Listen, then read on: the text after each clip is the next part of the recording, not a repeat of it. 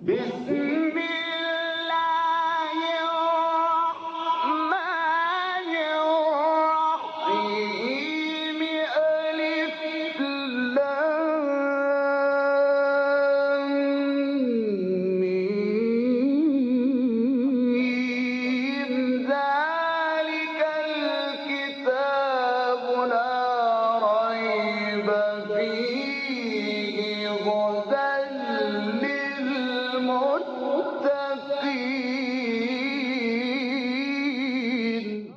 Interpretation of the Holy Quran. Bismillah ar-Rahman ar-Rahim. In the name of Allah, the Beneficent, the Merciful. With the help of Allah, we have started to have a brief interpretation of Quran, and we reach to chapter Balad. Please listen to the verse 5 to 7.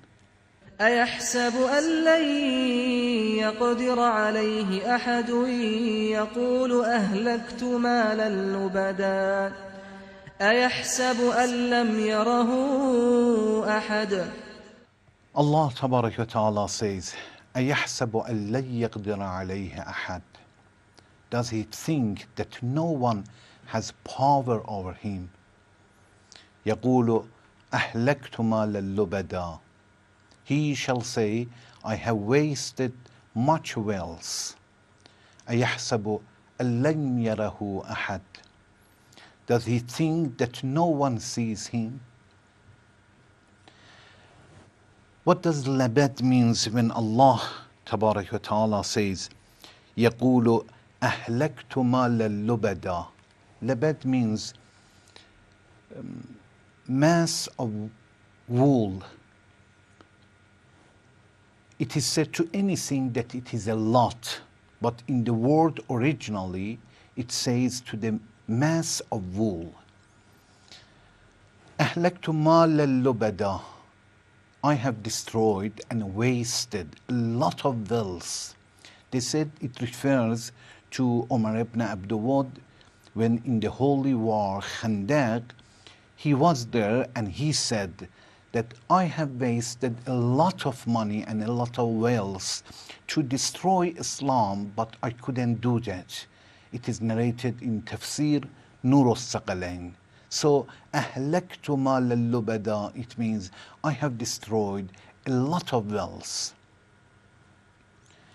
يقول أهلكت مال اللبدا. We will understand from this that any spending money, any works that we do and Allah will not be mixed in it, at the end we will understand and recognize that it is wasted. Sometimes our time, our energy, and most of the time is our wealth. If we don't use it in a proper way, in the way to make Allah happy, at the end we will find out that it is wasted. Maybe today we say only we enjoy it, but the day of reckoning we understand that it is wasted.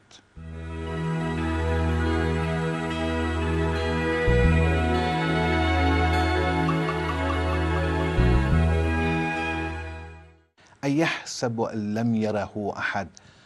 Allah says there are certain people, they think that nobody has power over them and nobody watches them.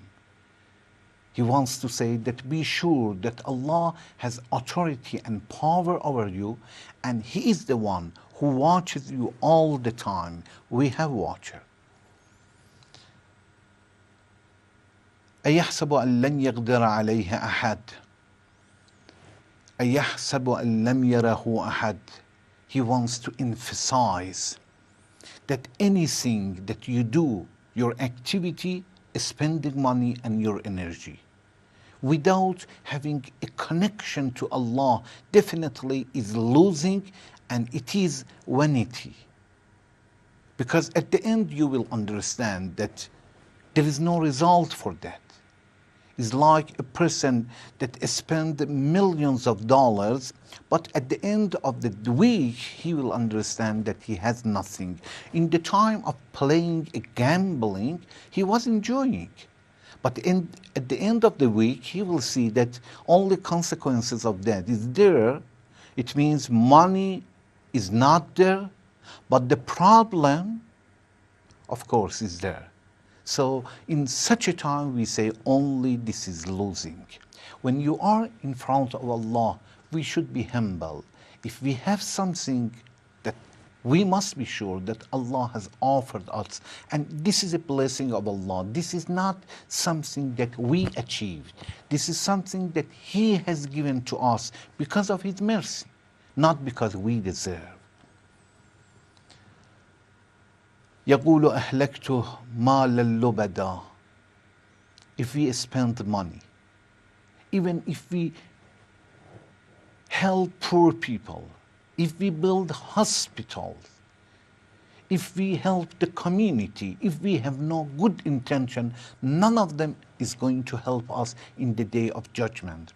Because for Allah, quality is very important, not quantity. Maybe a person will spend millions of dollars but with bad intention because he wanted to add more and he was so greedy. So he spent a lot of money and at the end he lost. Of course, he didn't achieve anything. But one person spent $100, $10 because of God. Allah says, this is the person who saved something for himself. So any place, in anything we spend money without good intention, of course it's not going to help us, and at the end we are going to acknowledge that this is wasting. As Allah says, يَقُولْ أَهْلَكْتُ مَالَ اللُّبَدَى. It is for a person who spent a lot of money, at the end he acknowledged that he wasted all that money. أَلَمْ نَجْعَلْ لَهُ عَيْنَيْنِ. Please listen to the verse 8 and 9. ألم نجعل له عينين ولسانا وشفتين. Allah Tabaraka wa Ta'ala says, أَلَمْ نَجْعَلْ لَهُ عَيْنَيْنِ. Did we not assign unto him 2 eyes, وَلِسَانًا وَشَفَتَيْنِ, and a tongue and 2 lips? In last verse, Allah Tabaraka wa Ta'ala says, أَيَحْسَبُ أَن لَمْ يَرَهُ أَحَدٍ. Does this person or do this group of people think that nobody watches them? After that, immediately, Allah Tabaraka wa Ta'ala says, أَلَمْ نَجْعَلْ لَهُ عَيْنَيْنِ. We didn't assign for him 2 eyes. It means how it is possible that we gave him the eyes to see other people, to see the city, the country, and everything, and we cannot see him? He blamed those people who neglect Allah in their life. Then Allah Tabaraka wa Ta'ala says, أَلَمْ نَجْعَلْ لَهُ عَيْنَيْنِ وَلِسَانًا وَشَفَتَيْنِ. We didn't assign for him 2 eyes and 1 tongue, وَشَفَتَيْنِ, 2 lips. It is very important and it worth to pay more attention to these few words. Allah emphasized on eyes and after that lips and tongues. If we focus on the role of these issues, maybe for a long time or even in our life we didn't think properly about these blessings of Allah. What is the role of eyes? What about if we didn't have it? What does He do for us? And the tongue, what is the role of tongue? What about if we didn't have it? The lips the same. I'm going to talk about these blessings of Allah a little more.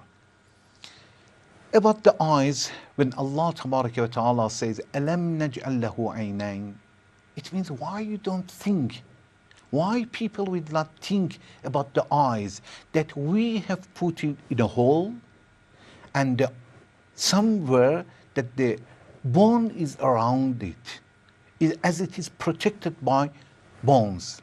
And it is made from fat. You know the eyes is made from fat. And also the tears, it is full of tears because fat, salty tears, salty water. Because the fat without salty will be spoiled immediately, so fast. Allah says, I have made eyes, I have protected by the bones. I have put it in a special place that is protected by the bones. And also there is around that salty teardrop, but this is not pure. It is mixed with the like salty. When I say salty, it doesn't mean the salt is over there, but it is salty to protect the eyes.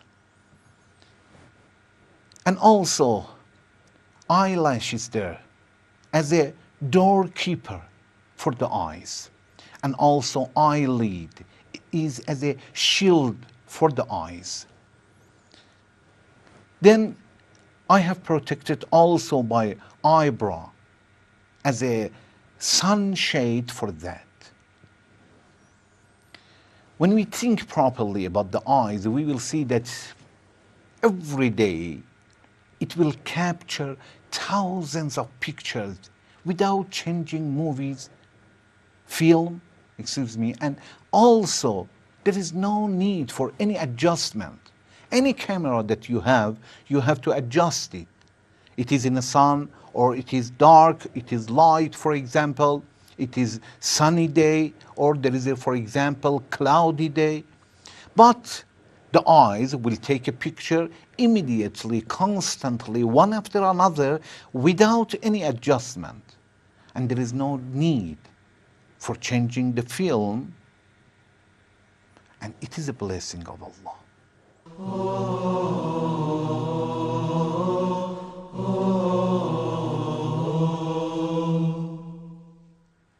When we think about the eyes, we will see that this is a tool of sentiment. It means through the eyes you will recognize that this person loves you, through his eyes. By the eyes we will show our love to other person, or sometimes by our eyes we will show that we dislike it.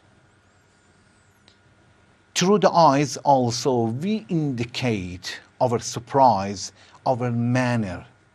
Sometimes we see another person in such a way that he will understand, the another person will understand that we give a respect. The eyes is a tool that we will understand the beauty and love through that.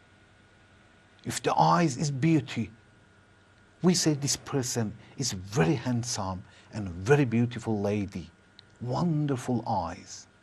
And also we understand the love through the eyes. Sometimes we say, I look at her and I fell in love. This is a blessing of Allah, that Allah has put the beauty in the eyes.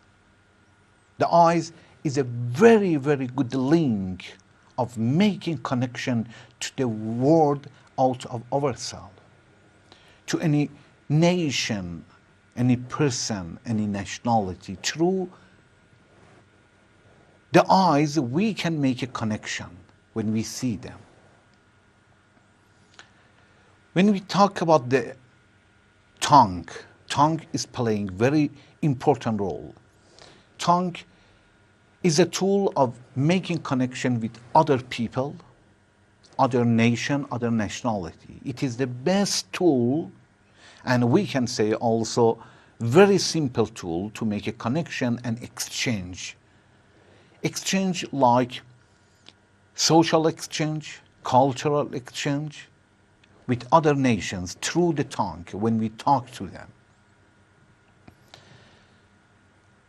At the same time that it is a tool of public relation, it is something that we can say it is free of charge. We don't spend money for that. If you want to have a connection to any person, either through phone, cell phone, internet, anything, you are spending money. But through your tongue, it is free, as Allah pays. Allah says, okay, use it by me, I guarantee. Allah says, two eyes. أَلَمْ نَجْعَلْ لَهُ عَيْنَيْنِ. Why two eyes? The scholar says, by one eye, we cannot understand the level of depth or the level of distance. The level of distance, how far is it, or how deep it is, something, anything, we can understand by two eyes, not by one eye. So Allah says, Alam naj'al lahu aynayn. We didn't make it two eyes for you. Then, when we look at the eyes, we will understand that it is playing very good role for the beauty of the people. It will make a connection and attract another person. When we think about the tongue and lips, we will see that they should work together. When they are working together, they make a different languages. Have you thought about 500 different languages?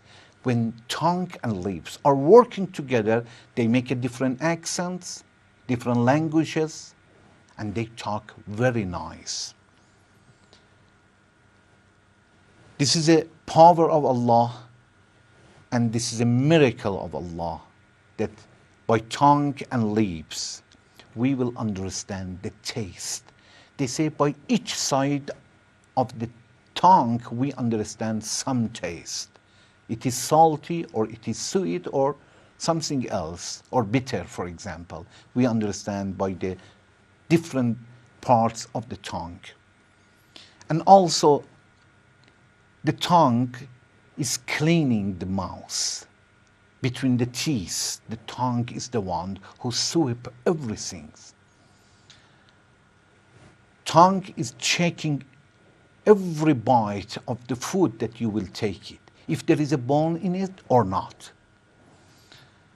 And it is sweep, and also by working, cooperating between tongue and lips, we can blow air, we can also suck milk or anything we want when they are working together, and also we chew the food that we are eating. So we will understand that eyes, lips, and tongues are helping a lot, that if one of them will not work properly, we are going to have really problems. We can use them in a good way, and they will be as the blessings of Allah, and if we use them in a wrong way, they are going to cause the punishment for us. Allah Tabaraka wa Ta'ala says, Alam naj'al lahu aynayn. It means if you as a people think about these creatures, you will understand who is your Lord and who is the one that gave you all these blessings. When Allah says, Alam naj'al lahu aynayn, He wants to emphasize that we, with our nature, we understand the blessings of Allah and His ability and power. But sometimes we don't use our conscience. As it is dead, He wants to awaken it. So He says, I didn't do that. It means you use your intellect and your conscience, and you find out by yourself. We ask Allah to help us. When we see the blessings of Allah, we appreciate Him, and we will be thankful people in our life. Thank you very much for watching. Wassalamu alaikum wa rahmatullahi wa barakatuh.